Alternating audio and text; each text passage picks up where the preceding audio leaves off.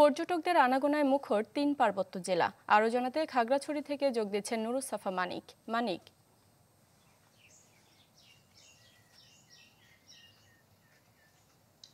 শারমিন, এখন হচ্ছে যে পর্যটন মৌসুম যেটি বলা চলে, যে আমাদের বাৎসরিক ক্যালেন্ডার অনুসারে সেই অনুযায়ী কিন্তু এখন খাগড়াছড়িতে এবং এর পাশাপাশি যে রাঙ্গামাটি, সাজেক, সেই সব জায়গাতে কিন্তু পর্যটকদের দেখা মিলছে। তবে এখনো কিন্তু সাপ্তাহিক ছুটির দিনগুলোতে ব্যাপক পর্যটক সমাগম ঘটলো, কিন্তু যে সপ্তাহের প্রত্যেকটা দিন যে পর্যটকদের উপস্থিতি সেই ভাবে কিন্তু এখনো হচ্ছে না। তার জন্য যারা পর্যটন সংশ্লিষ্টরা রয়েছেন তারা বলছেন, তারা আশা করছেন 16 ডিসেম্বরের পর থেকে যে টানা স্কুল কলেজ বন্ধ শুরু হবে, কিংবা যে একটি বন্ধ থাকবে সারা দেশে, সেই সময়টা তারা পর্যাপ্ত পরিমাণ পর্যটক পাবেন বলে তারা আশা করছেন। তবে তারা বলছেন যে নভেম্বরের 5 তারিখ থেকে যে খাগড়াছড়ির পর্যটন স্পটগুলো খুলে দেওয়া হয়েছে পর্যটকদের জন্য, তারপর থেকে কিন্তু তারা ব্যাপক পর্যটকদের সাড়া পাচ্ছেন বলে তারা বলছেন। তবে তারা আশা করছেন যে এই উপস্থিতি আরো কয়েক গুণ বেড়ে যাবে যখন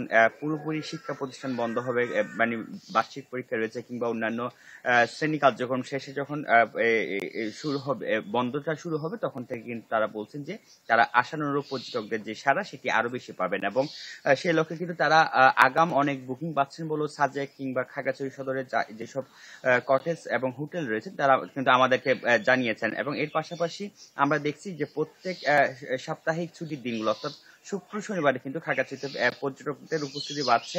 বিশেষ করে সাজেকগামী পর্যটকদের উপস্থিতি কিন্তু শুক্রবার আমরা বেশি দেখি, এবং শনিবারে এই চাপটি কিন্তু খাগড়াছড়ির বিভিন্ন পর্যটন কেন্দ্র আলোটিলা, ইসাংজন এবং আশপাশের যেসব পর্যটন কেন্দ্র রয়েছে সেখানে কিন্তু আমরা দেখতে পাচ্ছি। শারমিন, এই ছিল আমার কাছে পর্যটন পরিস্থিতি নিয়ে খবরাখবর।